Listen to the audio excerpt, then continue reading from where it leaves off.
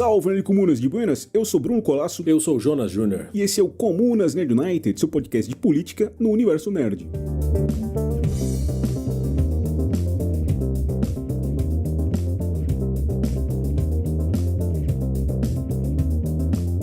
É isso, gente, sejam muito bem-vindos para mais uma edição do Comunas Nerd United. Essa é a primeira edição do ano, Jonas? Não, ela é, gravada em 2026, mas é a segunda de 2026. Muito bom, então eu já quero começar com vida longa e próspera, meu amigo. Obrigado, vida longa e próspera, camarada. Eu quero agradecer a todo mundo que voltou a acompanhar nosso trabalho, nos siga nas redes sociais, comente nos posts das redes sociais sobre o nosso episódio. Esse debate começa aqui, mas continua nas redes sociais. Nos sigam nas redes sociais, nós estamos como @comunasnerd, no TikTok, no Instagram, onde nós somos mais ativos. Também estamos em outras redes, como Blue Sky, até no X também, menos ativo, mas nessas duas onde você vai encontrar mais a gente. No seu agregador de podcast predileto, principalmente no Spotify, nos dê aquelas 5 estrelinhas lá. Comente também nos episódios, que a gente responde os episódios. Isso também ajuda a engajar a máquina a poder indicar para outras pessoas nosso trabalho. E é isso aí, obrigado. De nada. É isso aí. E se o futuro não tivesse dinheiro? E se a fome e a exploração pelo trabalho fossem coisas do passado? E se a humanidade tivesse superado o capitalismo?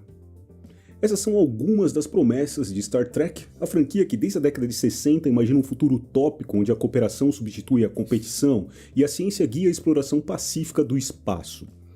Mas a Federação Unida dos Planetas é realmente socialista? Star Trek constrói uma crítica ao capitalismo ou apenas flerta com ideias progressistas? E o que dizer então das contradições dessa utopia? Para nos guiar nessa jornada, recebemos Eduardo Pacheco Freitas, historiador, professor, autor de Star Trek, Utopia e Crítica Social. E olha só, o Eduardo também é vocalista da banda Vulcan of Vampire, a primeira banda tracker brasileira, e criador do canal Apenas um Tracker, onde ele analisa o universo de Jornadas nas Estrelas. Eduardo, prepare-se para o transporte. Seja bem-vindo ao bordo da USS Comunas Nerd United. Muito bom, gente, já gostei. O SS Comunas é bem a minha praia, então muito obrigado aí, Bruno, Jonas, pelo convite. É um prazer estar aqui com vocês, conversar sobre Star Trek e esse sonho de futuro, né, que a franquia nos apresenta. Queria agradecer, então, a sua presença. A gente sabe que hoje em dia é muito corrido, né, a vida das pessoas, então disponibilizar esse tempo aqui com a gente fica realmente muito agradecido. E eu queria que você contasse um pouco sobre você, né, contasse um pouco sobre a sua trajetória acadêmica, né, e até política, e como que você chegou até o Star Trek.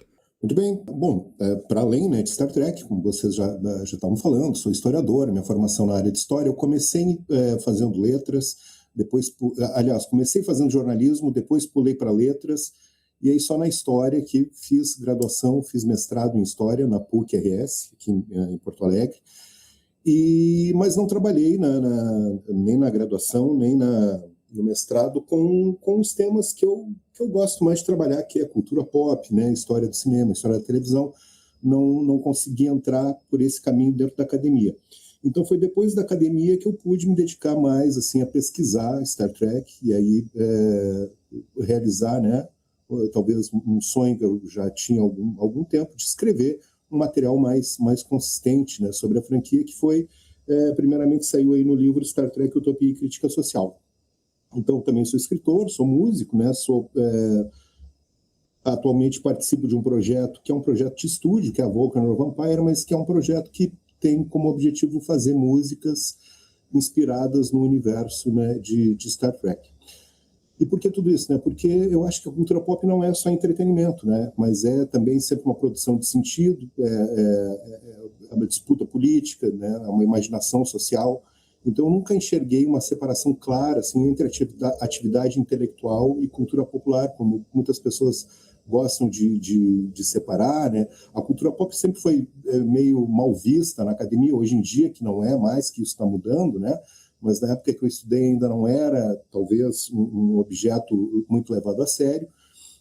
Então eu acho que eu vejo assim, a ficção científica e Star Trek, especialmente como um espaço que é um espaço privilegiado para a gente pensar não só a história, mas também a ética, a religião, a política, né? E Star Trek entrou na minha vida como fã, assim, quando eu era guri, aqui no Rio Grande do Sul, assistindo na extinta TV Manchete, era pegava aqui no Canal 4, né, passava um programa chamado Sessão Espacial, foi lá que eu tive o primeiro contato com, na época se chamava de Jornada nas Estrelas, hoje a gente chama de Star Trek, né?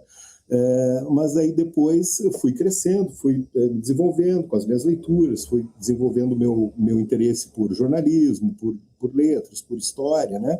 E aí eu vi que dava também para pensar em Star Trek não só como diversão, mas como uma ferramenta, que é um universo que nos permite discutir colonialismo, imperialismo, racismo, autoritarismo, religião, especialmente em Deep Space Nine, o uso da religião é muito incrível, né? E, claro, a utopia, né? Violência de Estado. Então, um monte de coisas interessantes aí que Star Trek nos permite refletir e debater. E, Eduardo, a ideia de escrever o livro surgiu quando você ainda estava fazendo algum trabalho da academia, ou foi depois disso, né, sua vivência profissional mesmo? E como que você vê o livro conversando, né, dialogando com os fãs? Eu sempre, eu acho que há mais de 20 anos, eu escrevo na internet, né, sobre Star Trek. Na época do Orkut, tinha comunidades sobre Star Trek, né? Então lá sempre tinha muito debate, assim. Aí, uns anos depois criei um blog, né? Teve aquele momento ali no início dos anos 2000, assim, entrou muito na moda, né? O blog, todo mundo tinha um blog, então eu criei um blog chamado Apenas um Trekker, para fazer essas discussões que eu tinha já na minha cabeça, né, desses temas da história, né, temas das ciências humanas, que a gente podia identificar em Star Trek e fazer esse debate. Então eu pensava, né, um dia, quando eu tiver me aprofundado um pouco mais, tiver conseguido estudar mais, né, o embasamento para o livro o marxismo, né, a literatura marxista, e ao contrário do que a fascistada diz, a academia brasileira não é tomada pelo marxismo. Eu fui ter contato com o marxismo fora da faculdade de História. Né? Muito pelo contrário, então, inclusive. Né? Exatamente, é só o pós-modernismo, basicamente. Né?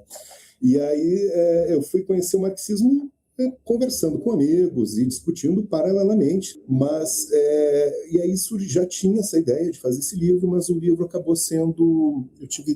me senti mais seguro assim, para escrever a partir ali de 2018, 2019. Foi em 2019 que eu escrevi o livro, foi publicado no final do ano. Né?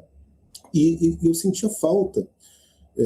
Eu acho que o incômodo também que gerou, né, a ideia de fazer esse livro, porque Star Trek sempre foi chamado, né, de algo otimista, né? E isso virou assim quase que um slogan vazio. Então eu sentia falta de uma análise que tratasse essa utopia, né, esse otimismo que se fala da série, como um projeto político, e não só nesse clima emocional. E aí o livro ele vai nascer da pergunta, justamente, né, o otimismo em relação a quê? Ao ser humano, à tecnologia, às instituições, ao sistema econômico, principalmente, né? E aí entra assim, a grande sacada, que é que Star Trek nos apresenta uma sociedade que nitidamente não é capitalista, que todas as conquistas civilizacionais daquela sociedade, que é chamada de Federação dos Planetas Unidos, ou Federação Unida dos Planetas, se dá porque já não existe mais o capitalismo. O capitalismo ele é anti-humano, né? Ele impede o progresso do ser humano, a realização integral do ser humano, como a gente vê que é possível naquela sociedade. Então a gente vai olhar, por exemplo, episódios da nova geração, como aquele episódio célebre, The Measure of a Man, que é um episódio que não é só uma história sobre o Data, o Android Data, né? Mas é um debate sobre direitos civis, sobre trabalho, sobre exploração, sobre a escravização de base racial, né? Então tem tudo isso, é praticamente um tratado sobre isso aquele episódio, né? E aí a gente vai ver que Star Trek não imagina esse futuro, né, assim por acaso, né? Mas imagina um futuro que está sempre em disputa com o presente e que acaba refletindo sobre a história, principalmente um futuro que relega o capitalismo a um item de museu, né? O capitalismo é uma coisa do passado primitivo humano. E só para finalizar, né, por outro lado, a ideia que eu tinha também, que eu achei muito importante de me posicionar ao escrever esse livro, foi que eu acho que o debate sobre Star Trek no Brasil, no fandom, né, brasileiro, é muito nivelado por baixo, né? O trekker médio brasileiro ele é bastante medíocre, ele é cheio de preconceitos, ele é fã do Elon Musk, ele não compreende a própria mensagem que a série que ele diz cultuar propaga, que é, em síntese, só existe futuro sem capitalismo, né? Então, eu achei importante sistematizar minha visão sobre a franquia como um todo, né? Para mostrar pela primeira vez no Brasil, assim, uma obra mais coerente, que Star Trek é anticapitalista per se, né? Eu queria mostrar para esses liberaloides que se dizem trekkers que eles cultuam uma série que é, entre aspas, comunista, né? E isso não tem preço. O livro foi muito atacado, né? E os grandes sites de fãs do Brasil ignoraram o livro por completo. Mas eu acho que esse silêncio, para mim, assim, foi bastante eloquente e satisfatório, né? De certo ponto de vista. Excelente que foi atacado, né? Era exatamente o que precisava. Se não fosse. É muito engraçado, porque as pessoas falam umas coisas absurdas, assim. Eu tinha uma foto minha uma vez circulando, acho que foi no lançamento do livro, eu estava com a camiseta que está aqui, Kira Nerys, como se ela fosse o Che Guevara, né? E aí um cara comentou assim, já comparou a Kira Nerys com Che Guevara, mostra que não sabe nada de Star Trek. Poxa vida, cara, ela é talvez o personagem que mais se assemelha, né, a um libertador dos povos, a uma guerrilheira, né? Isso realmente me incomoda muito, assim. Daí eu fico feliz em ter feito o livro para poder mostrar para essas pessoas que elas estão com uma visão completamente equivocada, né, sobre a série. A gente aqui no Comunas tem uma história um pouquinho parecida, que é o mutante de direita, né? Então, o Jonas que tinha aí nas redes sociais eu acho que era uma moça, não sei, que era a mutante de direita, que queria expor a versão fascista dos X-Men, aí complica pra gente. Eduardo, o Roddenberry ele criou o Star Trek na década de 60, mas quem que era esse cara aí? Qual que era a visão de mundo dele? Eu costumo dizer que o Roddenberry, né, o Gene Roddenberry, que faleceu em 1991, já vai fazer 35 anos, ele era um produto crítico do século XX. Por quê? Porque ele era um veterano da Segunda Guerra, ou seja, né, ele teve no teatro de operações da Segunda Guerra Mundial, foi uma testemunha disso.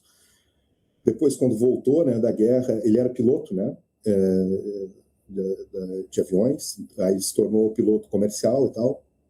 Aí acabou depois se tornando policial, seguindo meio que os passos do pai dele, que era policial. Mas como ele sempre teve o talento para escrita, ele acabou dentro lá da polícia, se tornando o cara que redigiu os comunicados e os discursos do chefe da polícia, né? Então ele já foi o primeiro momento assim que ele começou a escrever, né? Viver da escrita. Ele viveu o auge da Guerra Fria, né? Foi um cara profundamente marcado pelo medo da aniquilação nuclear, que era comum ali meados do século XX até os anos 80, né? Entre anos 1945 a década de 80, e pelas tensões raciais dos Estados Unidos, especialmente sendo um homem de origem texana, ele era do Texas, né? Então ele conheceu muito de perto a segregação racial nos Estados Unidos e todo o racismo estrutural, né, norte-americano. Ele acreditava num humanismo secular, digamos assim, né? A ideia de que a humanidade poderia evoluir ética e socialmente sem depender de dogmas religiosos. Ele era muito crítico em relação à religião e também era um crítico do autoritarismo, né? Das hierarquias autoritárias, digamos assim. Isso vai aparecer muito claramente em vários episódios da série clássica. Ele vai conseguir colocar esse posicionamento dele, né? Eu acredito que o Gene Roddenberry talvez nem soubesse direito o que fosse comunismo, né? Ou talvez pudesse ter algum preconceito contra o comunismo, né? Red Scare, né? Toda a propaganda anticomunista que sempre vigorou no Ocidente há 200 anos, praticamente. Mas a viúva dele, né, a Major Roddenberry, disse em uma entrevista certa vez que ele era comunista. Talvez por conversar, por conhecer o homem profundamente, saber que é um homem que abominava o racismo, né, um homem que lutava, desejava a igualdade, né, entre os seres humanos, né, e era um crítico, claro, do capitalismo, da desigualdade promovida pelo capitalismo. Talvez ela tenha feito essa leitura, né, e eu dizer que ele era um comunista.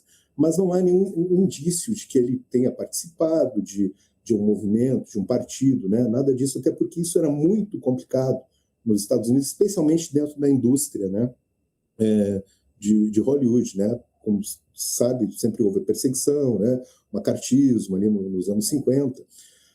Mas digamos que ele fosse um humanista, né? Ele era um homem liberal dentro do que se chama de liberalismo dos Estados Unidos, né? Que seria o que é mais à esquerda dentro lá do espectro político deles. Ele era um progressista, digamos assim. Era mais uma questão de alinhamento de ideias, né, de pensamento e do comportamento também, que talvez, como você disse, a esposa aí fez uma leitura, né? Isso. Eduardo, tem aquela famosa frase do Mark Fisher de que é possível imaginar o fim do mundo, mas não o fim do capitalismo. Eu entendo por você que essa frase está equivocada quando a gente fala de Star Trek. E a pergunta que eu falo para você é o seguinte: a federação, ela representa uma sociedade socialista, comunista, ou ela é uma outra coisa? Como você classificaria esse sistema político-econômico? Então, a primeira coisa que a gente tem que falar quando a gente vai pensar em que tipo de formação social a federação qual o sistema econômico da federação, é pensar que aquele futuro, dentro do cânon ali da mitologia da franquia, não surgiu de uma revolução social, né?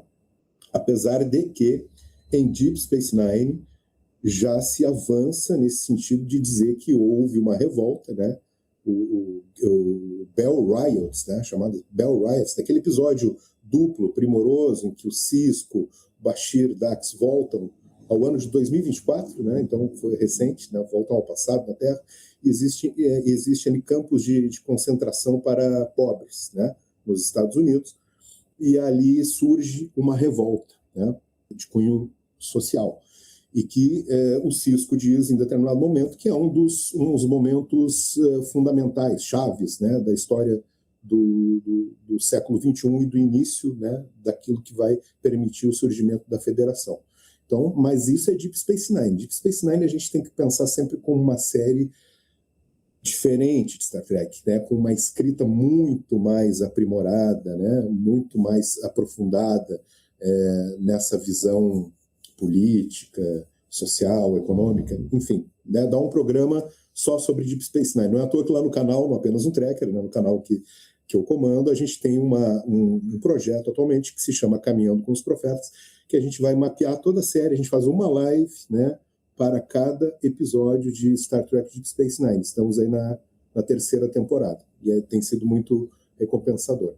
Mas a Federação, voltando à tua pergunta, a gente não teria como dizer que ela no sentido que a gente conhece, uma sociedade ou comunista ou socialista, mas é uma sociedade pós-capitalista. Eu acho que o que é de mais importante ali é mostrar que não é possível criar a utopia numa sociedade capitalista. Isso é o ponto pacífico de Star Trek. Não existe desenvolvimento humano integral, total, né, onde o ser humano pode explorar toda a sua potencialidade numa sociedade que seja uma sociedade de classes ou que seja uma sociedade capitalista. Por quê? A sociedade da federação não se organiza em torno do mercado, do lucro ou da acumulação, né, privada, não tem dinheiro, não existe pobreza estrutural, não existe fome, né, mas também não é um socialismo das experiências do socialismo real que a gente conhece ou que a gente luta e que espera que um dia exista, né? De fato, nem o comunismo, nem o marxismo, né? Não teve fruto, origem numa revolução marxista, né? No sentido histórico. Mas, por exemplo, em episódios como um episódio da primeira temporada da nova geração, que é uma temporada muito fraca, mas tem alguns episódios muito bons. O episódio The Neutral Zone, né? Mostra o Capitão Picard explicando que a humanidade superou a necessidade de enriquecer, né? E passou a buscar o quê? O autoaperfeiçoamento, né? Em vez de acumular riquezas, né? Porque agora existe uma tecnologia que são os replicadores que permitem acesso a medicamento, vestuário, alimentação a todas as pessoas, e o Manu Saadia, que é um economista francês radicado nos Estados Unidos, que escreveu um livro brilhante chamado Trackonomics, que ele analisa a economia da federação, ele diz que o grande pulo do gato não é que os replicadores, né, esses aparelhos que sintetizam tudo que a pessoa precisa para ter uma vida, né, a pessoa não precisa fazer mais nada na sua vida, se ela não quiser. Ela pode viver só se alimentando, se vestindo e, né, fazendo o que ela quiser com os replicadores, né? A diferença é que os replicadores, eles são um bem de acesso universal. Eles não são privados. Ou seja, não é como o Elon Musk hoje, que todos os dias vai na internet dizer para as pessoas, olha, não tem nem mais sentido vocês economizarem para a aposentadoria, porque daqui a alguns anos vai existir uma abundância total em função do avanço da IA e da robótica, né, que ninguém mais vai precisar trabalhar nem economizar. Isso é uma mentira, né? Vai pertencer a ele, as máquinas, se é que existirão essas máquinas, ou a homens como ele. Em Star Trek, essas máquinas, elas são de uso público, né? Ou seja, não existe mais a propriedade privada. Então, eu acho que a Federação é uma sociedade que a gente poderia definir como uma sociedade pós-capitalista. O capitalismo foi derrotado, né? Não se explica muito bem por quê. A gente tem que sempre levar em consideração que é um programa de televisão, né? Não é a realidade. E também, às vezes, não tem essa preocupação, né, em explicar.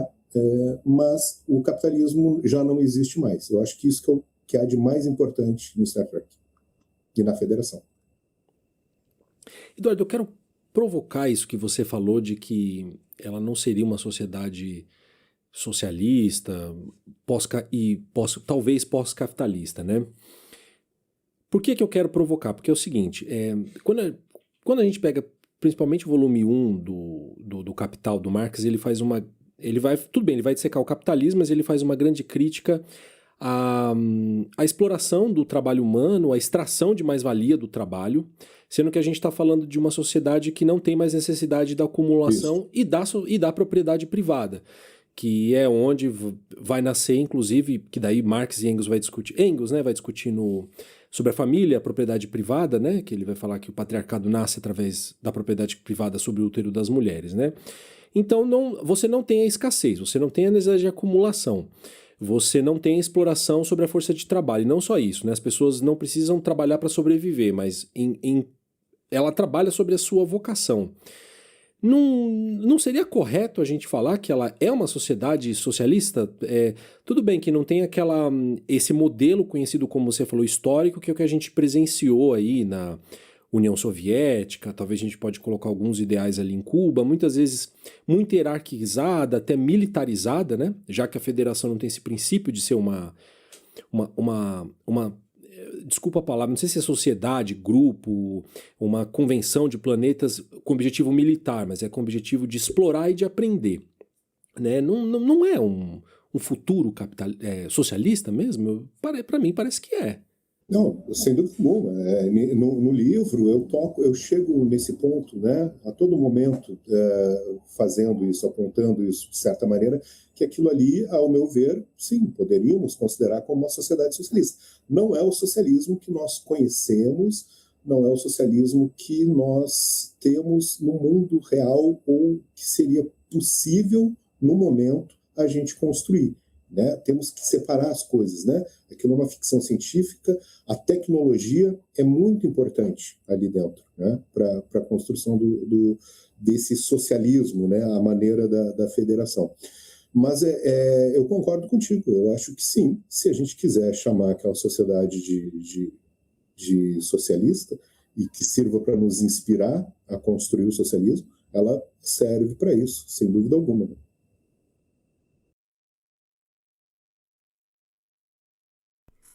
Eduardo, e sobre a diretriz primeira? É um princípio anti-imperialista também, como a gente está falando, ou é uma forma de lavar as mãos diante dessa opressão? Eu acho que é as duas coisas, né? Ela nasce, né? O que é essa primeira diretriz em Star Trek? Ela é uma diretriz que proíbe a frota estelar, né, quando está nas suas missões exploratórias pela galáxia, de interferir na história de outros planetas que não tenham o mesmo nível tecnológico da Federação, balizado aí pelo parâmetro da dobra espacial, né? Se uma civilização não é capaz de viajar pelo espaço em velocidades maiores que a luz, isso significa que ela não está apta ainda para que a federação entre em contato ou interfira nos seus negócios internos, digamos assim. Então, eu acho que a origem, né, é claramente um princípio anti-imperialista, né, de não interferir no desenvolvimento de outras culturas para não repetir os horrores do colonialismo, né? Então, é um aprendizado com a história, né, de não se... quando há o contato de uma civilização com uma tecnologia superior, né, com armas muito superiores, com outra a gente vê na história todos os horrores que aconteceram. Então, mas é uma regra que é desconfortável, porque daí a gente vai ver episódios, um episódio da Nova Geração chamado Pen Pals, se não me engano, que o Data entra em contato com uma alienígena, né, de um planeta que vai passar por uma catástrofe, ou alguma coisa assim, um planeta pré-dobra, né, pré-dobra espacial, que vai ser destruído por uma catástrofe natural, algo do tipo. Então, o Picard defende a não intervenção. O Picard é meio que um maníaco da primeira diretriz, né, ao contrário do Kirk. Ele defende a não intervenção a todo custo, mesmo sabendo que aquela civilização pode ser destruída, pode ser extinta, né? Então, também aí entra essa questão que tu falou, de lavar as mãos perante, né, o problema de uma raça alienígena que vai enfrentar um evento de extinção e como assim não vão ajudar, né?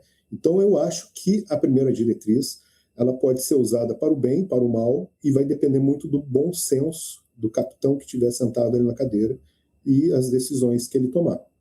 Nesse episódio, eles acabam salvando, claro, né, o planeta, e tudo dá certo no final.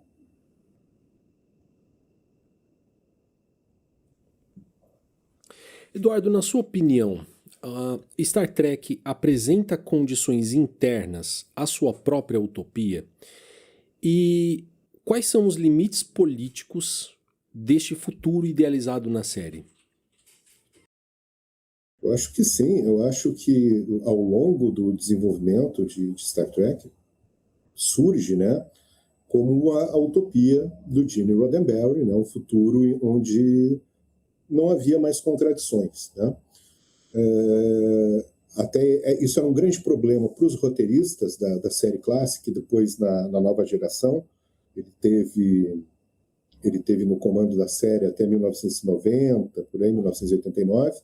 Aí ficou doente, se afastou, mas é porque ele tinha uma regra de que os personagens principais não poderiam ter conflitos entre si, né? E isso, em termos de dramaturgia, de narrativa, é muito limitador, né? E a gente vai ver que em Deep Space Nine, que é a primeira série que é feita depois da morte dele, essa regra cai, e a série ela é calcada em cima do conflito entre os personagens principais, né? O que é por isso que torna a escrita da série tão interessante. Mas indo para dentro da federação, né? A federação ela se apresenta, claro, como pacífica, né? Nós vivemos em paz, mas mantém uma estrutura militar bastante robusta. Não é o militar que a gente conhece hoje em dia, porque a Frota Estelar não é uma força militar nos termos que a gente conhece atual, mas é um misto de diplomacia, exploração científica e força armada, evidentemente, também, né? Mas então não é um exército, né, como a gente conhece no presente.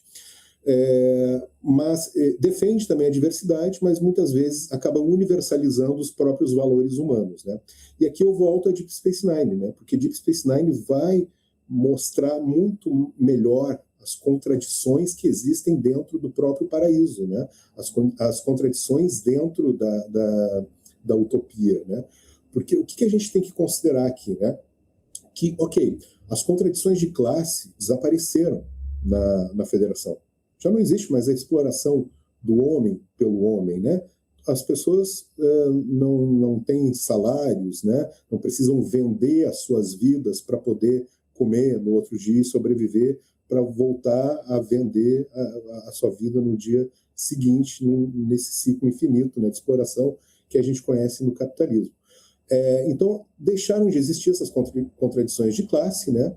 Mas não é porque essas contradições deixaram de existir que não surgem novas contradições. Um exemplo, A federação precisa lidar o tempo todo com o que se chama de externalidades negativas, né? O que é?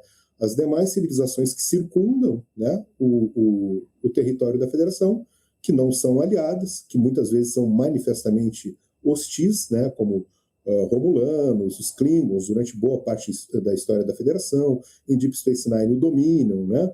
E aí com isso, os Cardassianos, né? Com isso é preciso lidar com as consequências dos atos dessas outras civilizações que vão ter um impacto dentro do paraíso da federação, dentro da utopia da federação. Ou seja, existem muitas outras contradições, como as guerras, que a federação acaba tendo que travar, os acordos por territórios que surgem após essas guerras, como no caso da Guerra Federação Cardássia, que gerou uma zona desmilitarizada, e aí planetas que pertenciam à federação passaram para o território de Cardássia e vice-versa, com os colonos, né, dentro dos planetas, e aí sofrendo, né, a pressão de um governo que não era o seu, um governo hostil, e aí surge um grupo, né, de lutadores pela liberdade, de revolucionários, que são os Maquis, que são um grupo muito importante em Deep Space Nine, e que depois vai ter uma certa importância também em Star Trek Voyager. Ou seja, mesmo dentro da federação, a gente vê surgirem grupos que precisam lutar contra a própria federação pelos seus territórios.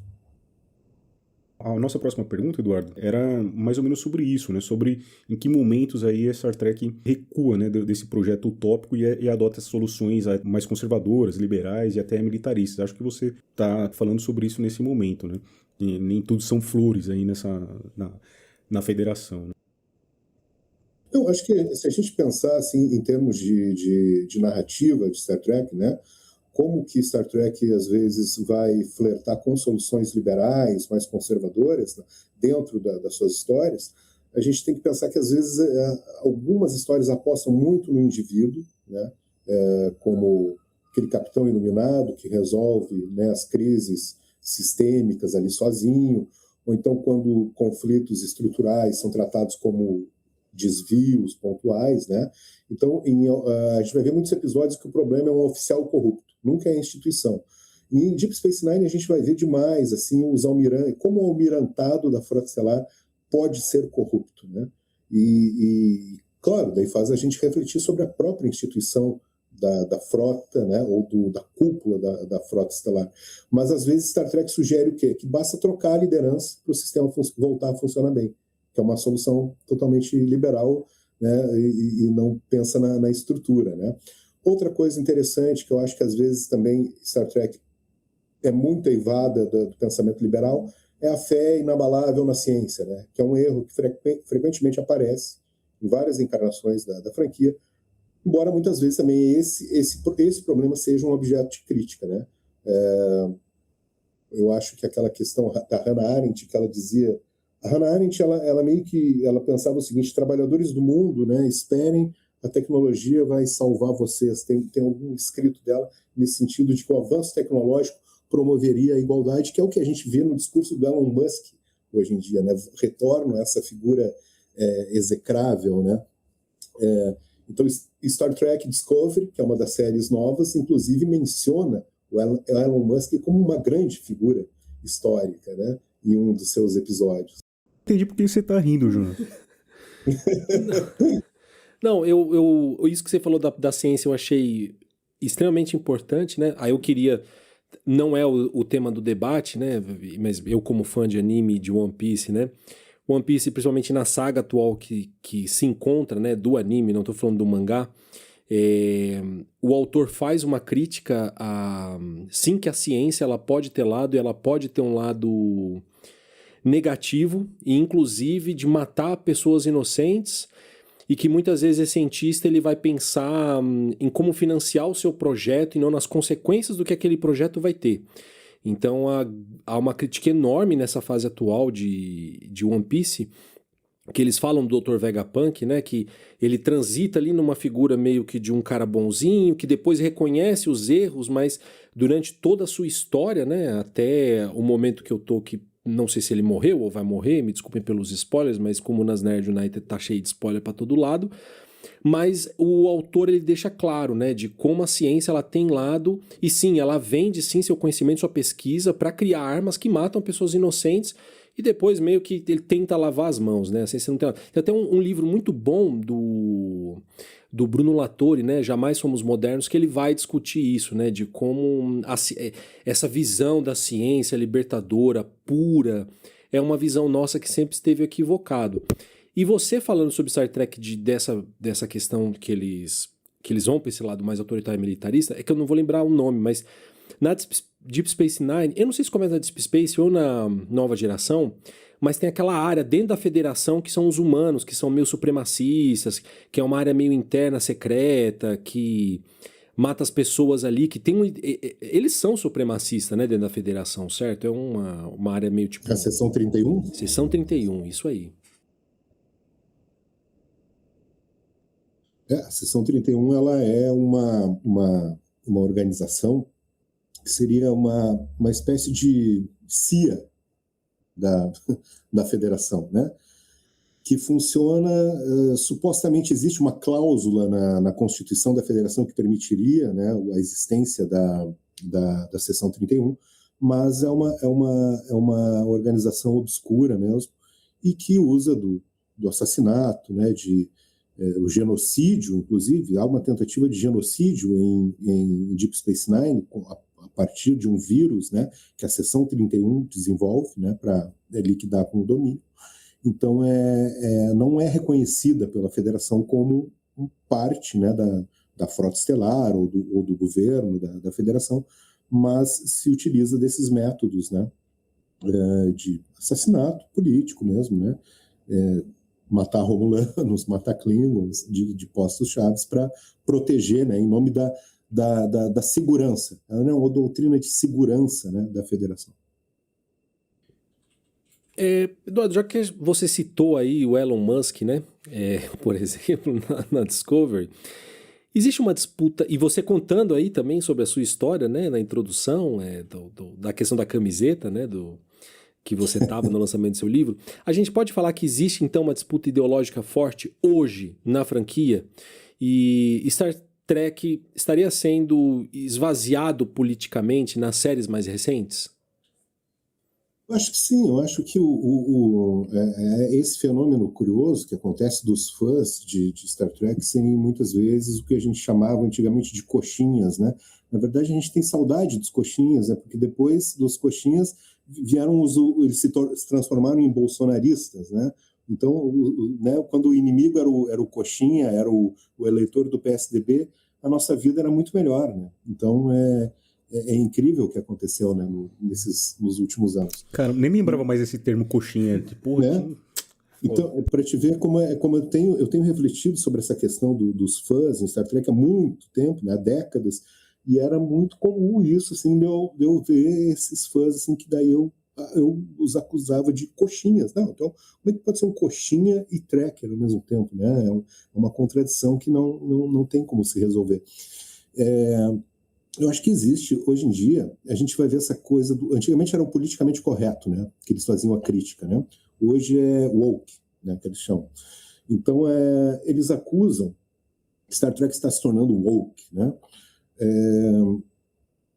Mas é engraçado, porque Star Trek sempre foi woke.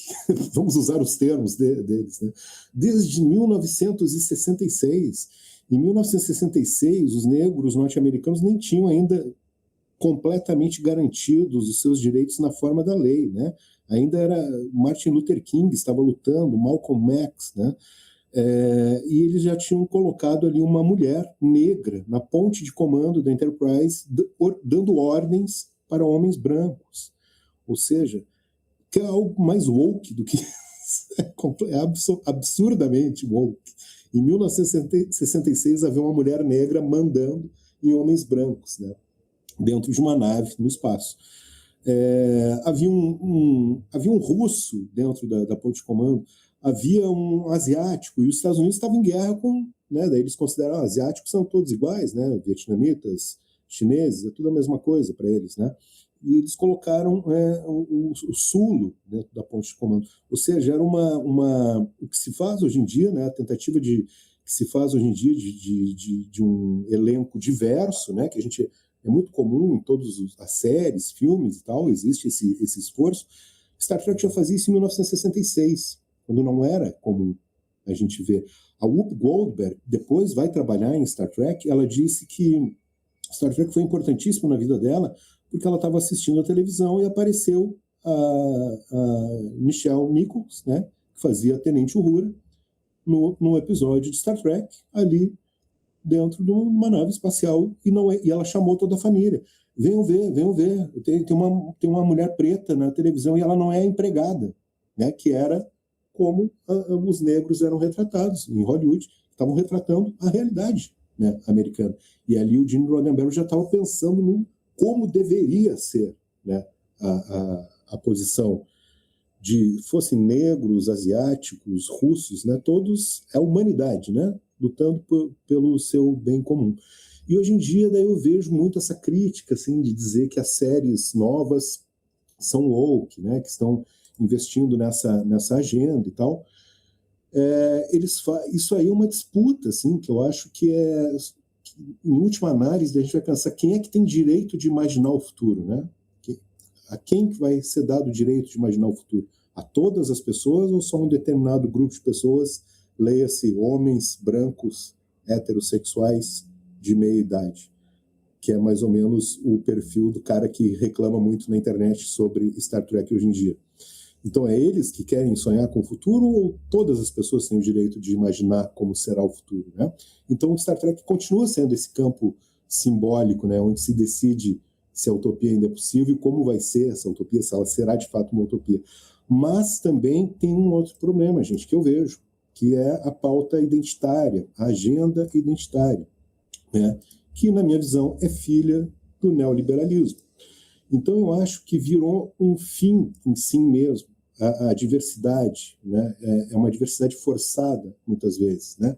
É claro que a identidade ela é algo que é muito importante na luta dos oprimidos, né? É importante se reconhecer como mulher, como negro, como homossexual, ter a dimensão histórica de todas as violências, né? Que simplesmente por pertencer a um desses grupos, essas pessoas sofreram historicamente, ao longo de toda a história, né?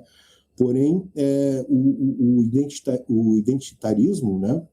Acho que dentro dessa lógica dele que é individualista, ele vai fragmentando tanto o sujeito político até ele se tornar apenas um indivíduo, né? Então eu acho que isso é despolitizante, é desmobilizador e é cooptável pelo capital. Então eu acho que muitas vezes o que se vê nas novas séries, na verdade é uma agenda que não é revolucionária, mas que está bem alinhada com esses discursos de mainstream, né, de Hollywood, hoje em dia, de igualdade, de diversidade, que é tudo discurso, né? Na prática, a gente vê que não funciona assim. Até mesmo em premiações como o Oscar. Sim, concordo plenamente com você. E já que a gente falou das séries novas, né? Eu queria perguntar qual que é a sua opinião, né? Sobre a Discovery, Picard e Strange New Worlds. O que você acha dessas séries? Eu costumo brincar com o pessoal lá do canal, né? E lá eu tenho um grupo muito bom de pessoas, mando inclusive um abraço para todos. Eu consegui reunir um time de professores de várias áreas, tem da teologia, astronomia, filosofia, história, temos outros professores, matemática, biblioteconomia, pessoas que eu reúno semanalmente para conversar sobre Deep Space Nine, né? Então temos uma equipe muito boa, lá não apenas um tracker de trackers que, né, são pessoas que intelectuais, digamos assim. E aí eu costumo brincar com eles que eu não sou um hater, eu nunca fui um hater, né? Eu não sou um hater por ser hater, mas eu estou odiando algumas das coisas novas. Mas eu saio em minha defesa dizendo que eu celebrei muito Star Trek Discovery quando saiu. Eu gostei muito da primeira temporada, depois gostei da segunda temporada, né? Eu gostei muito de Star Trek Picard, especialmente a terceira temporada, que daí foi totalmente um fanservice de nostalgia, de trazer... Foi quase que uma oitava temporada da nova geração, mas que eu achei que foi muito bem escrita, dirigida, né, foi bem realizada. Mas essa série nova que estreou agora, por exemplo, Starfleet Academy, aí realmente já não eu vi, curiosamente eu assisti hoje o primeiro episódio, eu achei muito fraco, muito fraco. Texto muito fraco, parece uma paródia de Star Trek, né? Então, se é para ficar com a paródia, eu prefiro assistir The Orville, lá do Seth MacFarlane, que eu acho que tem alguns episódios muito bons. Bom, Simone já está falando aqui no nosso ouvido, o tempo está acabando, temos que retornar nossa nave para alguma base. E antes de terminar, Eduardo, eu queria que você desse uma dica aí para quem nunca assistiu Star Trek, né? Tá começando agora aí, mas tem esse interesse por ficção científica, né? Por política também, né? Por onde esse cara pode começar, né? Por onde seria mais fácil aí? E qual série você, ou até um episódio aí que você recomendaria para essa galera? Eu acho que, como diz o Fry de Futurama, Star Trek é a série clássica. Aquela série clássica, 79 episódios, uns 30 bons, né? Mais ou menos, tem uns 30 episódios da série clássica que são muito assistíveis ainda hoje em dia. Vale a pena assistir o episódio da série clássica sobre o universo espelho, o episódio que faz uma analogia com o imperialismo, brilhante. Se vocês querem, quem ouve aqui, eu tenho certeza que é comuna, assistam o episódio Os Guardiões das Nuvens, da série clássica, da terceira temporada. A terceira temporada é péssima, os episódios são muito fracos, mas esse episódio é brilhante, ele desenha, né, a luta de classes, é didático, porque assim, os ricos, né, a burguesia daquele planeta vive numa cidade nas nuvens, e os operários, os proletários vivem nas minas, no chão, né, produzindo a riqueza que permite que quem está lá nas nuvens não precise trabalhar e possa se dedicar à filosofia, à poesia, né, e às coisas boas da vida. Esse episódio eu recomendo muito.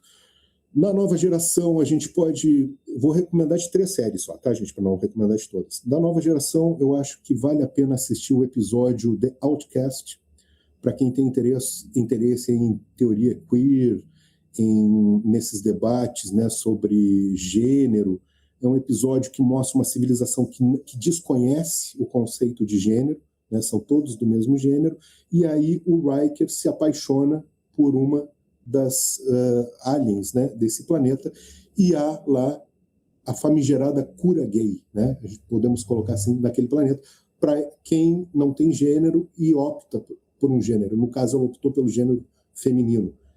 É um episódio brilhante, tem um monólogo dessa personagem, que é um discurso assim, contra o preconceito, que é brilhante. E em Deep Space Nine, que é a minha série favorita, eu acho que produziu algumas das melhores horas assim, da história da televisão. Primeira coisa, é uma série que tem uma família negra no núcleo principal, né? Vai ter muitos e muitos episódios e muitas cenas onde a gente só vai ver personagens negros na tela, que é a família Sisko, né? O Capitão Sisko, seu filho, o pai do Capitão Sisko e depois a sua segunda esposa, né? Que é a Cassidy. Então, eu acho que isso historicamente nos Estados Unidos, nos anos 90, ainda não existia praticamente nada disso. Deep Space Nine é uma pioneira, né, nesse sentido.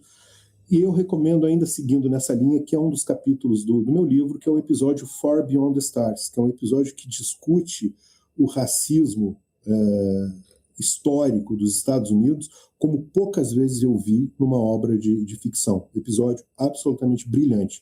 O Capitão Sisko, ele vive uma vida paralela de um escritor negro, né, um homem negro, de ficção científica na década de 50 nos Estados Unidos, e enfrentando todo o racismo, né, do período. Então, eu acho que esse também seria um outro episódio que eu recomendo muito assim, para começar. É um episódio que pode ser... todos os episódios que eu citei, eles podem ser vistos isoladamente, que a pessoa vai conseguir compreender. Eu acho que é um bom ponto de partida aí para conhecer Star Trek. Bacana. É isso, gente. Jonas, recadinhos finais? Eu quero agradecer o Eduardo pela presença, por ter aceito o nosso convite para esse debate. Ainda este ano de 2026 ele vai retornar aqui para a gente falar sobre Deep Space Nine, porque ele não pode levar esse manto de que a série preferida dele é Deep Space Nine, porque também é a minha predileta e a gente precisa falar dessa série porque ela é o ápice do debate político em Star Trek.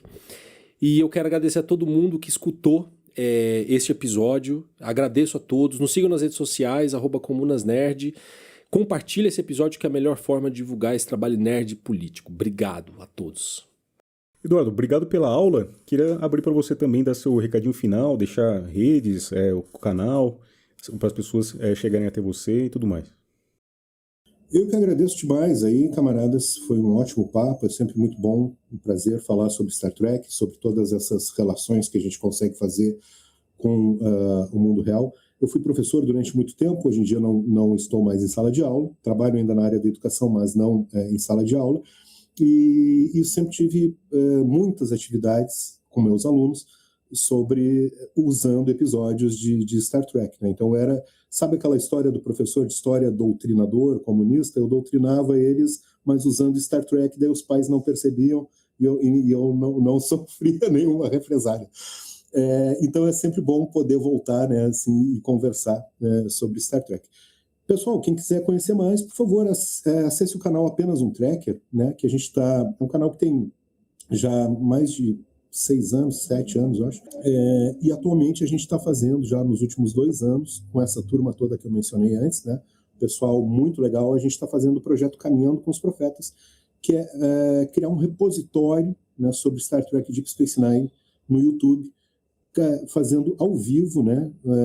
Geralmente 2 sextas-feiras por mês, quando a gente consegue reunir as pessoas para debater episódio por episódio em ordem cronológica, né? De lançamento. Está sendo uma experiência muito legal. Eu acho que quem gosta de ficção científica, quem gosta de cultura pop e também de história, né? Política, filosofia, teologia, vai achar no mínimo interessante. É isso, gente. Agradecer de novo, então, a presença do Eduardo, ter compartilhado com a gente esse tempo aí, que a gente sabe que é bastante corrido hoje em dia na vida das pessoas. E obrigado de novo pela aula. Vida longa e próspera, meus camaradas. Isso aí. Vida longa e próspera. Comunas Nerd United, o seu podcast de política na cultura nerd.